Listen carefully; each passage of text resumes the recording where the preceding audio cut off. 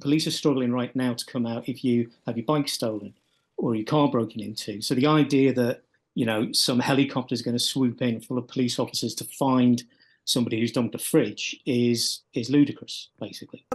Is there anything in this piece that is in the Times today, in fact, it's the front page of the Times, that you think is new, new thinking, new philosophy in tackling antisocial behaviour? Yes, and it's the bits that I can't see working. Unfortunately, it is a mix of stuff that's already being done, or new ideas that just seem completely impractical. You mentioned in the summary there this idea of fly tipping and graffiti being sorted within 48 hours, and the people involved having to do 20 hours of community service. Well, I'd really like to see where they think the staffing is to enforce that. I think anybody listening, if they've reported graffiti or fly tipping, will know that it's there for a long time. And the reason is there aren't the resources either within local authority or the police to deal with it. I mean, police are struggling right now to come out if you have your bike stolen or your car broken into. So the idea that, some helicopter is going to swoop in full of police officers to find somebody who's dumped a fridge is ludicrous, basically. Do you think it's a matter of staffing? I mean, they have also announced that more money is going to be going into policing, and specifically to tackle antisocial behaviour, alongside, as we mentioned in the introduction there, planning to develop youth centres and youth clubs to encourage youngsters to spend their free time more constructively. But let's break that down in two. First up, are you basically saying that there just aren't the resources available, the staff or the resources to actually be on top and be everywhere all at once?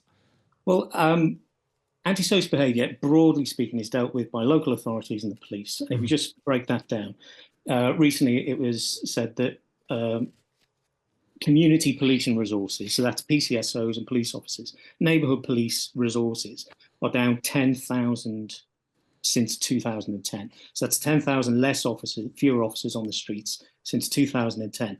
Local authority funding has been cut by 16% between 2010 and 2020, and I'm assuming it's been cut even further.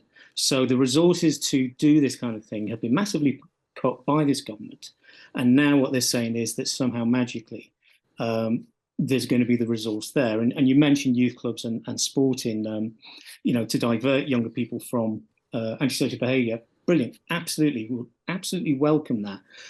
But as long as there's an acknowledgement that Sure Start centres that used to tackle antisocial behaviour before it started were completely decimated, again, by this government.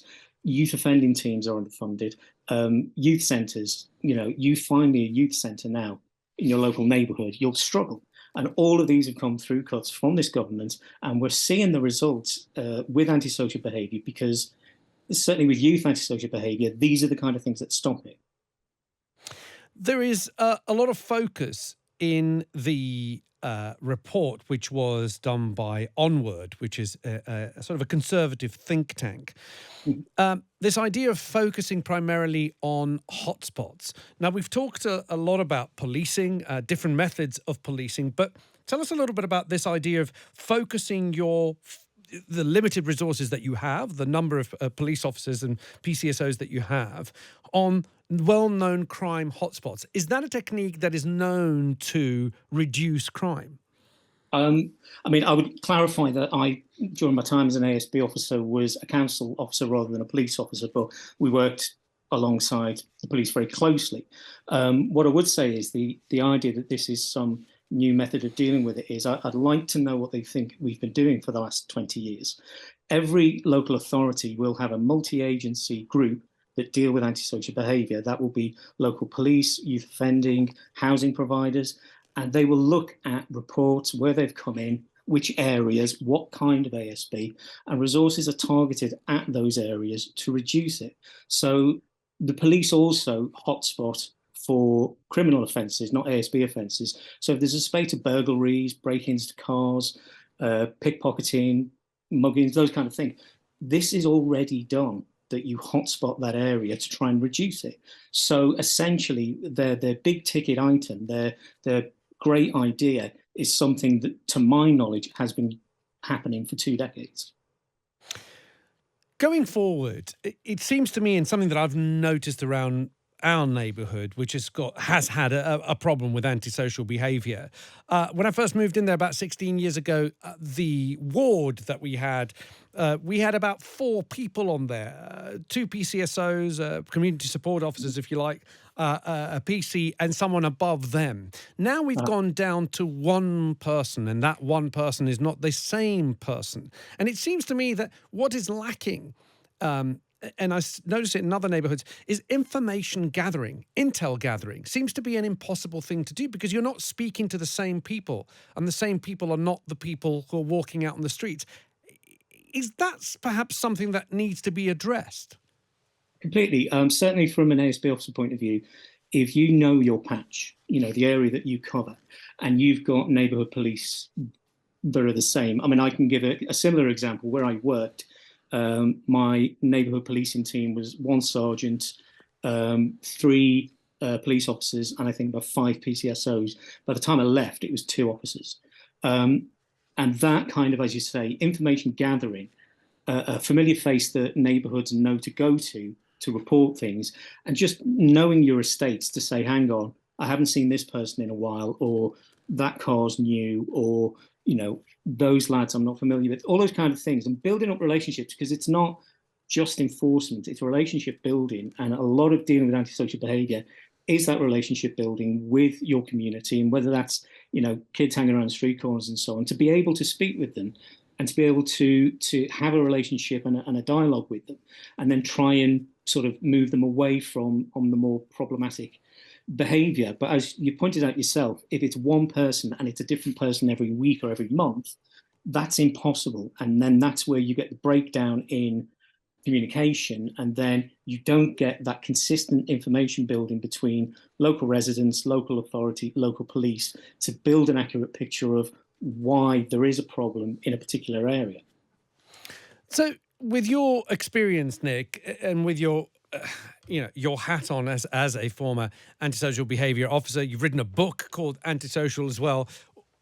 Where do you think the government should be focusing on? Because in this survey, well, not survey, the report that's written by Onward, antisocial behaviour is a big thing for people up and down the country. They're saying it's a huge thing in the red wall seats. Of course, they're going to be the ones that politicians are going to be focusing for the next 18 months or so before the oncoming general election. People want to see less graffiti around, less antisocial behaviour.